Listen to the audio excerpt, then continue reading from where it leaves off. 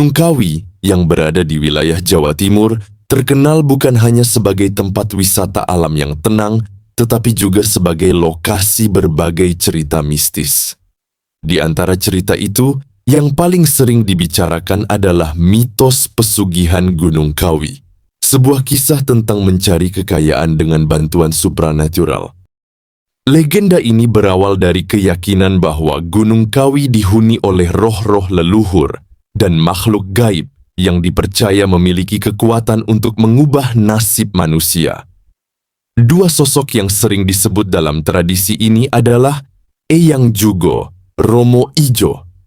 Keduanya dianggap sebagai penjaga spiritual Gunung Kawi dan dipercaya dapat mengabulkan permintaan, termasuk harta dan keberuntungan.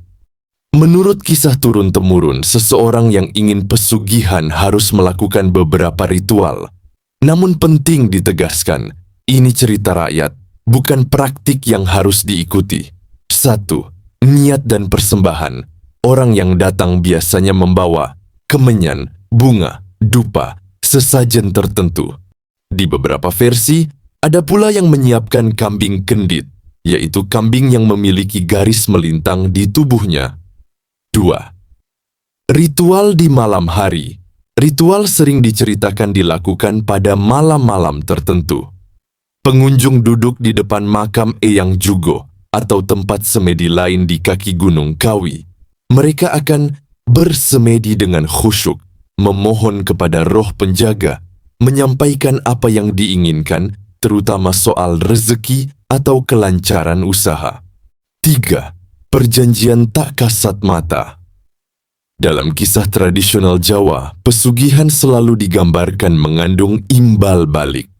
Konon, jika permintaan dikabulkan, seseorang harus merawat hubungan dengan makhluk gaib itu dengan cara rutin datang ke Gunung Kawi setiap tahun, memberi sesaji, dan menjaga aturan pantangan tertentu.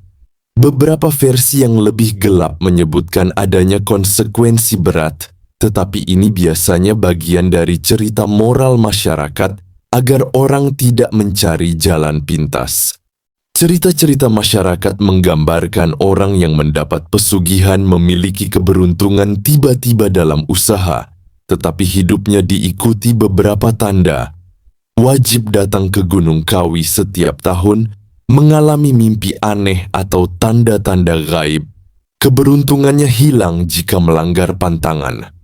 Sekali lagi, semua ini adalah bagian dari cerita rakyat, bukan fakta spiritual.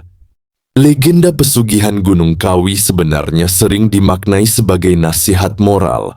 Tidak ada kekayaan instan tanpa risiko atau usaha.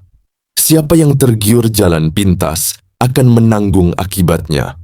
Orang harus bekerja keras, bukan mengandalkan hal-hal mistis.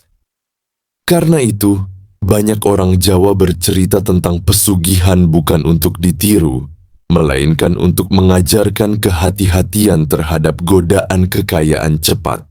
Sejarah pesugihan Gunung Kawi adalah sejarah manusia itu sendiri, tentang harapan, kecemasan, dan keinginan untuk hidup sejahtera.